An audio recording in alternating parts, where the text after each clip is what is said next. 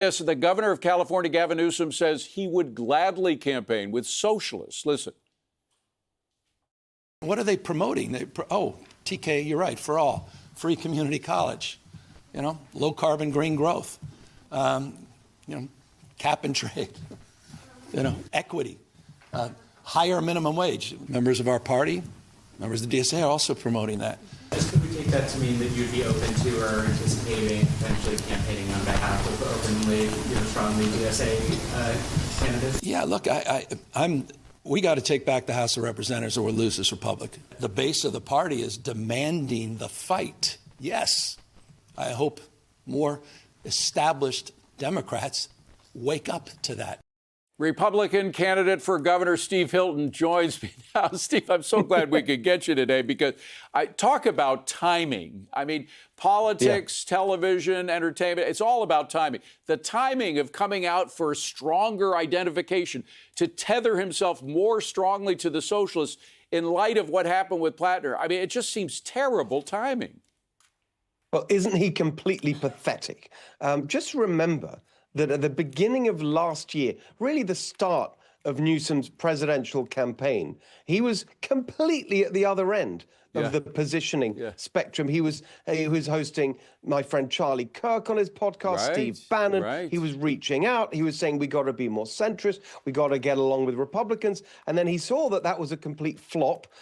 His party hated all of that. So he went completely the other direction. Now he's signed up with the Mamdani wing. It tells you a couple of things. First of all, that Newsom is a follower, not a leader. He doesn't believe in anything other than his own political ambition. Secondly, the point that I think we can agree on, and actually he's not wrong in some of the things he says, is that basically it's not a surprise that he's ended up here on the socialist wing, because that's what we've got going on in California under his governorship. We've got a tax rate. If you're an entrepreneur, successful business person in California, you're paying over 60% of your income in taxes. Whoa. You've got sectors of the economy, like the fast food sector, where they've basically nationalized it. They've got a fast food council with unions and the government dictating how you operate. So we've got socialism here in California. That's what I'm fighting against. And, it's the fast food companies that are the small businesses that really hit you hard because they've got a profit margin of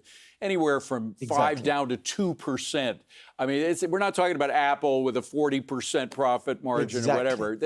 These people have a very slim margin, and they're always just a couple of steps away from bankruptcy. To go after those people, that's the heart-blood of employment and really of the economy of California, is it not?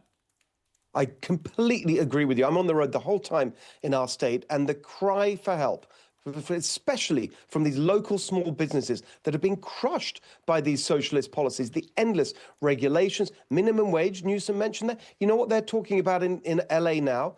$30 an hour minimum wage for hotel workers and so on. I mean, it's just completely insane. The lawsuits you have to put up with because of that corrupt system in Sacramento, where the trial lawyers are one of the biggest donors to Newsom and the other Democrat politicians. It's a disaster. Well, you mentioned corruption.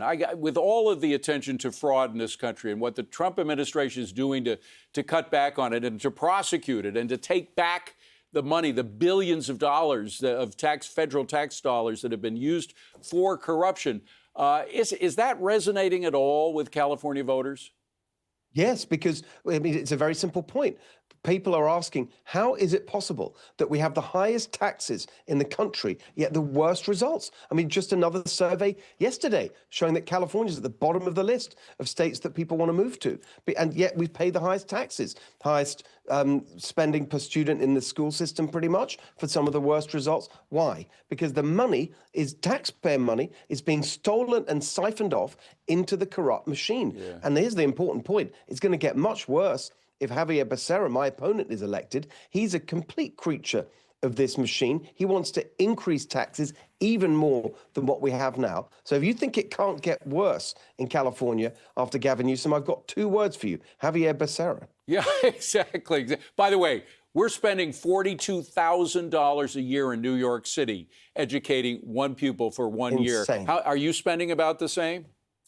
It's actually a bit lower than that, but the results, I think, are slightly worse. I mean, it's just, but these policies don't work. Yeah. And that's the important argument that we all have to make. No return on investment for taxpayers.